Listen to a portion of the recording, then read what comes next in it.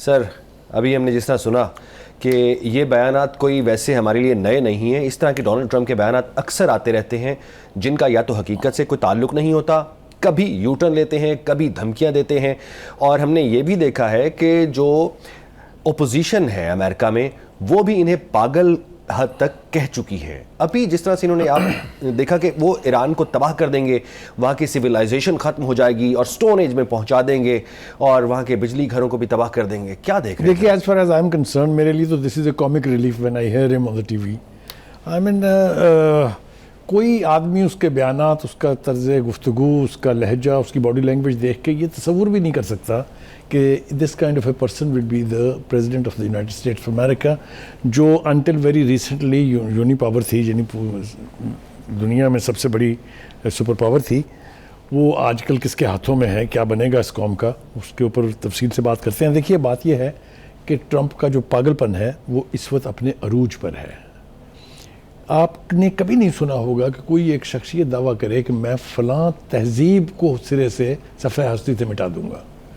Iranian civilisation is only 7000 years old. Cyrus the Great ने इसकी बुनियाद रखी थी, और आपको पता है कि इसको हम जानते हैं पर्शियन एम्पायर के नाम से। राइट। उसकी ग्लोरी, उसकी तहजीब, उसका कल्चर, ये सब कुछ जो है ये दुनिया के लिए रोल मॉडल के तौर पर जो है वो इस्तेमाल होता था, उसको वो सफ़े हस्ती से मिटाने चले हैं। और वो कहते हैं कि अगर मेरे अल्टीमेटम पर अमल दरामद ना किया गया तो फिर तो क़यामत आएगी। मगर साथ साथ वो फिर ना एक और दरफुन नहीं छोड़ते हैं। वो कहते हैं कि कुछ लोग ऐसे ईरान में अब आ गए हैं, चूँकि हमने उनकी रजीम चेंज कर दी। पहले कहते थे रजीम चेंज करने हम नहीं आए, अब दावा कर रहे हैं कि रजीम चेंज हमने कर दी। और कुछ लोग ऐसे अक्लमंद सामने आ गए हैं या कम इंतहा पसंद सामने आ गए हैं जिनसे उनको किसी भी इनकलाबी डेवलपमेंट की तवक्को है, और उनका ख्याल ये है कि अगर ऐसा हुआ तो ये बड़ी हैरान कुन सूरत हाल होगी।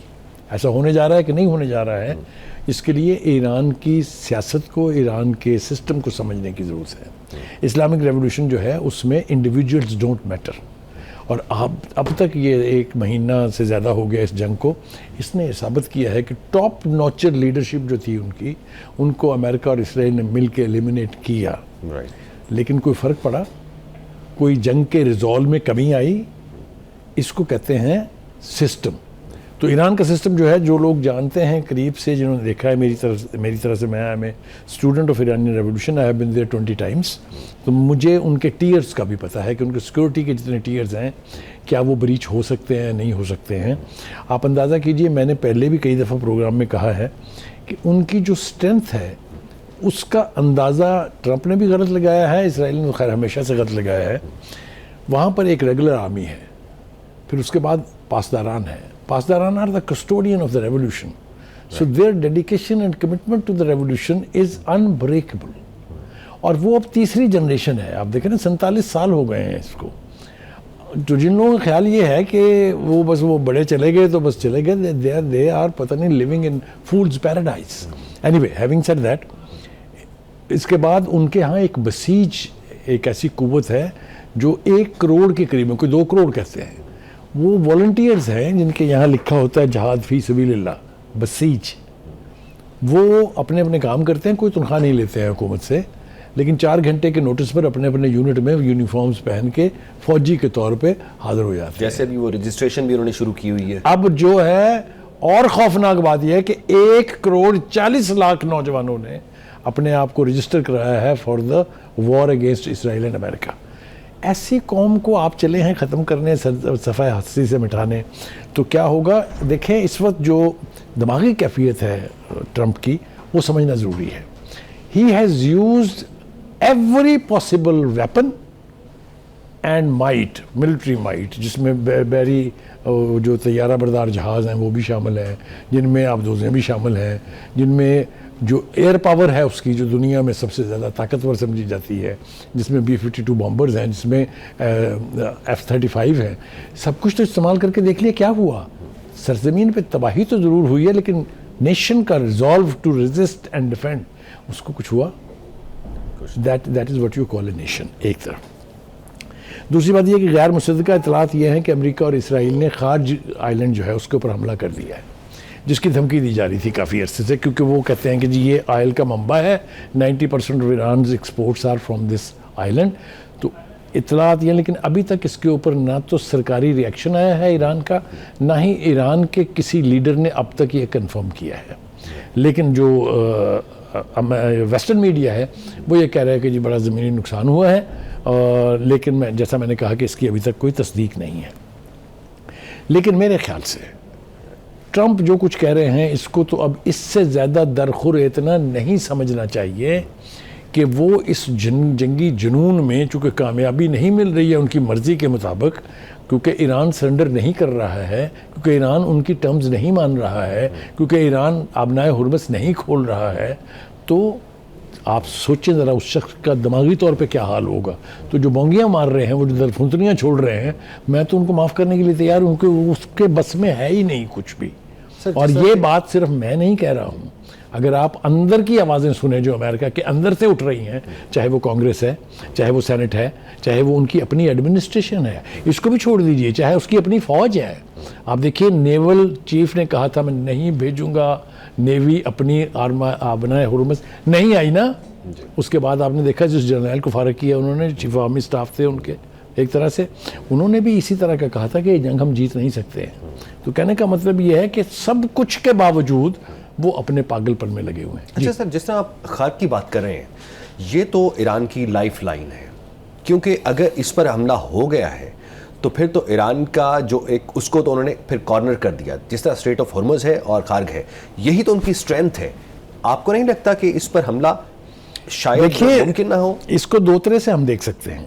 पहली बात तो ये कि जैसा मैंने कहा कि अभी इसकी तस्दीक नहीं है कि हुआ है या नहीं हुआ है, लेकिन खर्च पर कंट्रोल हासिल करने के लिए आपको अपने फुट सोल्जर्स भेजने हैं। आप सिर्फ जहाज़ों से बमबारी करके घर वापस जाके उसके ऊपर कब्जा नहीं कर सकते हैं। फुट सोल्जर ला के बिठाए हुए हैं आपने काफ़ी अरसे से, ना भेजे क्यों नहीं? मुझे वो मुस्कुराहट याद है ईरान के जो वज़ीर ख़ारजा हैं अब्बास अराग़ची, जब उनसे किसी ने कहा कि अमेरिका फुट सोल्जर भेज रहा है, so he smiled and he said we are waiting. वो एक हमारे एक तज्जिया निगार है, उन्होंने बहुत खूबसूरत बात कही कि अगर वो फुट सोल्जर लेके वहाँ आएंगे तो ताबूत भी कम पड़ेंगे और गिनती मुश्किल हो जाएगी अमेरिका के लिए। इसलिए कि आज तक ना इसराइल ने ना अमेरिका ने ये टेस्ट ही नहीं किया कि ईरान के फौजी के सामने खड़े होकर लड़ने के लिए कितने गट्स चाहिए। ये तजर्बा उनको पहली दफ़ा होगा और नतीजा बहुत खौफनाक निकलेगा इससे। तो मैं नहीं समझता कि it is such an easy prey, इतना आसान नहीं है कि कर्ज जैसी लाइफ लाइन जिसको आपने कहा और बिल्कुल ठीक कहा, उसके ऊपर suddenly you walk in and you just take control. No, बहुत खूरेजी होगी और फिर भी ये मुमकिन नहीं होगा। अच्छा सर, जो अब हम अगर बात करें, पाकिस्तान बड़ी कोशिश कर रहा है कि सालिसी हो, पुरअमन इसका कोई हल निकल आए। उसकी सूरत हाल को देखते हुए, क्योंकि एक ताज़ा सूरत हाल जो बाकी काफ़ी कशीदा हो गई है कि ईरान की जानिब से सऊदीया पर उनकी सनती तनसीबात और तवानाई तनसीबात पर हमला हो गया है, आपको क्या लगता है आने वाले दिनों? बिल्कुल आपने सही सिमत में इशारा किया, बिल्कुल आपने सही सिमत में इशारा किया है। ये बहुत ही तकलीफ से बात है, और ख़ास तौर से पाकिस्तान के लिए, इसलिए कि हमारा सऊदी अरब के साथ न सिर्फ ये कि एक दिफाई मुआहदा है, बल्कि फॉर डेकेड्स हमारी जो दोस्ती है उनके साथ उसमें कभी रखना नहीं डला है। उन्होंने हमारी हर मुश्किल वक्त में मदद की, इसमें कोई दो राय नहीं है। लेकिन आप इसको पाकिस्तान और सऊदी अरब के कॉन्टेक्स्ट से हट के जब उस जंग के हवाले से देखेंगे तो सूरत हाल बहुत मुख्तलिफ है। सॉरी, देखिए, ईरान ने जंग के आगाज़ से 3 हफ्ते पहले ये कहा था कि इस खित्ते के खलीजी ममालिक अपने फ़ौजी अड्डों को हमारे ख़िलाफ़ इस्तेमाल ना होने दें। इसके जवाब में हमने ये देखा कि बहुत से मुल्कों ने, इंक्लूडिंग सऊदी अरेबिया, ये कहा था कि हम अपनी सरजमीन ईरान के ख़िलाफ़ जंग के लिए इस्तेमाल नहीं होने देंगे। याद है आपको? यूएई ने भी कहा था, सऊदी अरब ने भी कहा था, बहरीन ने भी कहा था, कतर ने भी कहा था, कुवैत ने भी कहा था। लेकिन हुआ उसके बरक्स, इसलिए कि ये अड्डे बनाए ही इस गर्ज से गए थे क्योंकि अमेरिका से आके ईरान फतेह करना उनके नज़दीक मुमकिन नहीं था। हालांकि मुमकिन तो इस तरह से भी नहीं है, मगर ये अड्डे उनके तहफ़्फ़ुज़ के लिए नहीं बनाए गए थे। ये गलतफहमी खलीजी ममालिक की दूर हो जानी चाहिए। ये सिर्फ ईरान को काबू करने के लिए, कंट्रोल करने के लिए, तबाह करने की गर्ज से बनाए गए थे और उसी के लिए ये इस्तेमाल हुए। अनफॉर्चुनेट सूरत हाल ये है कि ईरान का कहना ये है कि हमें ये कार्रवाई इसलिए करना पड़ी कि ये जो हमले हुए हैं, ख़ास तौर से कल रात के बाद अब तक, ये इन्हीं हवाई अड्डों से जहाज़ उड़ के आए हैं और उन्होंने ईरान के ऊपर बमबारी की है। If that is true then you have to see this in this context also. जहाँ तक हमारा ताल्लुक है, हमने ईरान के साथ यकजहती का इजहार भी किया है। हमारे प्राइम मिनिस्टर ने कॉल किया है, मोहम्मद बिन सलमान से बातचीत हुई है, उनको अपनी मुकम्मल यकजहती और अपने यानी ताउन का यकीन दिलाया है। लेकिन इससे भी ज़्यादा कुछ और डेवलपमेंट्स हुई हैं। इससे पहले हमारे फॉरेन ऑफिस ने कैटेगोरिक टर्म में कहा था कि हम सऊदी अरब के इस यानी नुकसान पे जो हुआ है उसमें उनसे इज़हार हमदर्दी करते हैं, और दूसरा ये कि हम इसकी शदीद अल्फाज में मजम्मत करते हैं। यहाँ तक भी बात रहती तो ठीक है, इससे भी आगे गई है। कोर कमांडर्स की मीटिंग हुई है। कोर कमांडर की मीटिंग किसी एक ऐसे इशू के ऊपर इज़ वेरी सिग्निफिकेंट। फिर मैंने कहा चूँकि हम एक दिफाई मुआहदे में फ़रीक हैं, defence pact is not a joke. It means बुनियाद उसकी एक जुमले पर होती है कि अगर एक मुल्क पर हमला होगा तो वो दूसरे पर तसव्वुर करते हुए उसका दिफा किया जाएगा। इतनी यानी डेलिकेट कमिटमेंट है। तो कोर कमांडर की मीटिंग्स में भी इसका रिव्यू किया गया है सूरत हाल का, और कैटेगोरिकली कहा गया है कि हम किसी सूरत भी सऊदी अरब के ऊपर किसी हमले की ना सिर्फ ये कि हमायत नहीं कर सकते, हम इसकी मजम्मत करते हैं और हम समझते हैं कि सऊदी अरब का ये हक है कि वो अपने दिफा के लिए कोई भी कार्रवाई करे। This is very important. तो कहने का मतलब ये है, और इसका जो नुकसान हुआ है ज़रा उसकी तरफ थोड़ी तवज्जो दे दें मेरे ख्याल से साथ साथ ही। Exactly sir. मैं कल एक बयान मैंने देखा, हमारे प्राइम मिनिस्टर और डिप्टी प्राइम मिनिस्टर और जो वज़ीर ख़ारजा हैं, जो मूविंग स्पिरिट थे इस पूरी एफर्ट के पीछे, जो ये जंगबंदी कराने के लिए और अमन कायम करने के लिए थे बहुत ज़्यादा sir. He was very positive कि हमारी जो एफर्ट्स हैं वो सही सिमत में जा रही हैं। लेकिन कल उन्होंने कहा कि मैं कल तक बहुत पुरुमीद था, meaning there by that something has happened that he is so disappointed. वो समथिंग क्या है हम थोड़ा सा गेस कर सकते हैं, हमें एग्जैक्टली नहीं पता है, इसलिए कि पाकिस्तान ने अमेरिका और ईरान को एक मुसव्वदा दिया था जिसके अंदर वो टर्म्स थी जिसकी बुनियाद के ऊपर पहले सबसे जंगबंदी होगी, फिर उसके बाद भी अंदर अंदर मुज़ाकरात होंगे और फिर किसी हतमी नतीजे में पहुंचा जाएगा। मुझे यूँ लगता है, जैसा कि हमने ईरान की तरफ से ख़बरों में देखा भी है, कि शायद वो जो उसमें टर्म्स थी कि फौरी तौर पर आबनाए हुर्मुज़ खोला जाए, ये ईरान के लिए काबिल कबूल नहीं है। तो मुझे यूँ लगता है कि उस पर जो रिएक्शन आया है या उसको मुस्तरद किया गया है, जो भी कह लें आप उसके, उससे वो काफ़ी यानी मायूस भी हैं, और उन्होंने ये कहा भी है कि मैं कल तक बहुत पुरुमीद था लेकिन अब मैं बहुत मायूस हूँ। तो सर उस रिएक्शन का जिसका आप तज़किरा कर रहे हैं, क्या ये रिएक्शन ज़ाहिर है अमेरिका भी ऑब्जर्व कर रहा होगा? उसी रिएक्शन को देखते हुए डोनाल्ड ट्रंप की जो रीसेंट अभी ट्वीट आई है कुछ देर पहले, उसमें एक मरतबा फिर से धमकी दे दी है और तैयारी यानी ईरान कर ले उनकी जानिब से, ये भी कहती है। देखिए एक बात मैं आपको बताऊं, जितनी मर्जी कोशिशें आप कर लें, हम ना चीज़ों को कॉम्प्लेक्स, उसकी कॉम्प्लेक्सिटीज से को डिफाइन नहीं कर पाते हैं। आप जितने मर्जी मुआहदे कर लें, जब तक ट्रंप तबाह नहीं कर लेंगे मुकम्मल तौर पर ईरान को, वो चैन नहीं लेंगे। क्यों? अभी आप देखें इतवार को कॉल करते हैं नेतन्याहू को कि जंग ना बंद करना, कहीं देखना जंगबंदी पर राजी ना हो जाना। तो ईरान रिजेक्ट करे या ना करे, आप एटीट्यूड तो देखें कि बैकग्राउंड में हो क्या रहा है। अब वो एप्स्टीन फाइल्स जो हैं वो गले की हड्डी बनी हुई हैं ट्रंप के, न निगली जा रही हैं न थूकी जा रही हैं, बिकॉज अगर वो सामने आती हैं तो you will see Trump as a rapist, as a human blood drinker. आप जरा तसव्वुर तो करें कि उसका क्या होगा। उस खौफ ने उससे वो कुछ करवा दिया है और वो कुछ करवा देगा जिसका के तसव्वुर भी कुछ दिन पहले तक मुमकिन नहीं था।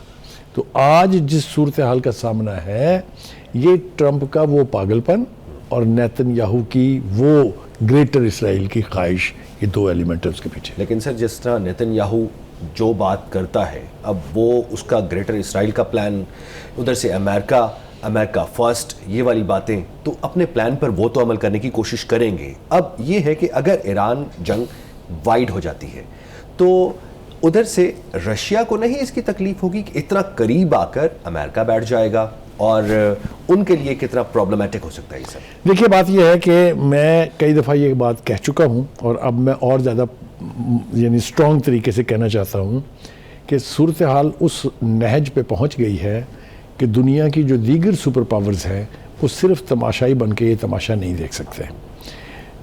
अमेरिका ने एटम बम तक इस्तेमाल करने की धमकी दे दी हुई है। जो मूवमेंट उसके प्लेन्स की डिफरेंट हवाई अड्डों से हमें मिल रही हैं उसमें ये कि they are all loaded with that kind of weapons. इसके बावजूद आपके सिर्फ बयानात, रूसी वज़ीर ख़ारजा का बयान बहुत स्ट्रॉन्ग है जो उन्होंने इराक़ची के साथ गुफ्तगू में दिया है कि अब हम मज़ीद तमाशा नहीं देखेंगे और अमेरिका को अब अपनी ये जो बर्बरियत है इसको रोकना चाहिए। लेकिन is that enough? No, that's not enough for Trump, that is not enough for even Netanyahu. So मेरे ख्याल से चाइना और रशिया न सिर्फ ये कि उनके लिए अपॉर्चुनिटी है कि वो अपने वजूद को तस्लीम कराएं, बल्कि अगर वाक़यातन उनका ख्याल ये है कि अमेरिका और नेतन्याहू ज़्यादती कर रहे हैं, so it's the time to intervene. ये मेरी ख्वाहिश हो सकती है, लेकिन मैं ये ख्वाहिश कर रहा हूँ हालात को देखते हुए, क्योंकि सिर्फ खामोश ये मैं नहीं कह रहा कि ईरान ने और चाइना ने मदद नहीं, रशिया ने और चाइना ने मदद नहीं की है ईरान की। ईरान की मदद बहुत से तरीक़ों से की है। सैटेलाइट इमेजरी जो उनको मिल रही है उसने सबसे बड़ा स्ट्रॉन्ग डिफेंस खड़ा कर दिया है अमेरिका, एब्सोल्युटली। तो लेकिन ये कि I think the situation now demands much more than that. अच्छा सर, जैसे अभी हम डिस्कस कर रहे थे रीसेंट ट्वीट का ट्रंप की, उसमें जिस तरह से थ्रेट दिया गया है, कुछ देर पहले आपने फरमाया कि ईरान की फौज के सामने खड़ा होना इतना आसान काम नहीं है। तो क्या स्टोन एज में पहुंचाने का जो प्लान है उसमें कोई न्यूक्लियर वेपन का इस्तेमाल भी हो सकता है? देखिए, ये मैंने आपको इतने ही लफ्ज़ों में कहा कि बाकायदा थ्रेट किया उन्होंने कि हम न्यूक्लियर वेपन इस्तेमाल करने से भी ग्रेज नहीं करेंगे। उसके असरात सर वो तो मैंने कहा ना कि जब वो होगा, we will cross the bridges when they will come. अगर ये किया तो फिर ये यहाँ रुक थोड़ी जाएगा। यानी इसमें तो मुझे कोई शुबा नहीं है कि अगर अमेरिका या अपने इजराइल न्यूक्लियर ऑप्शंस के ऊपर जाते हैं तो इन दो बड़ी कुव्वतों के लिए जिनका मैंने जिक्र किया, खामोश तमाशाई बने रहना मुमकिन ही नहीं रहेगा। और ये बाकायदा कह दिया गया है कि अगर अमेरिका ने न्यूक्लियर ऑप्शन इस्तेमाल किया तो चंद मिनटों में, ये रशिया के फॉरेन मिनिस्टर का बयान है, मेरा नहीं है, चंद मिनटों में इसराइल सफाई हस्ती से मिट जाएगा।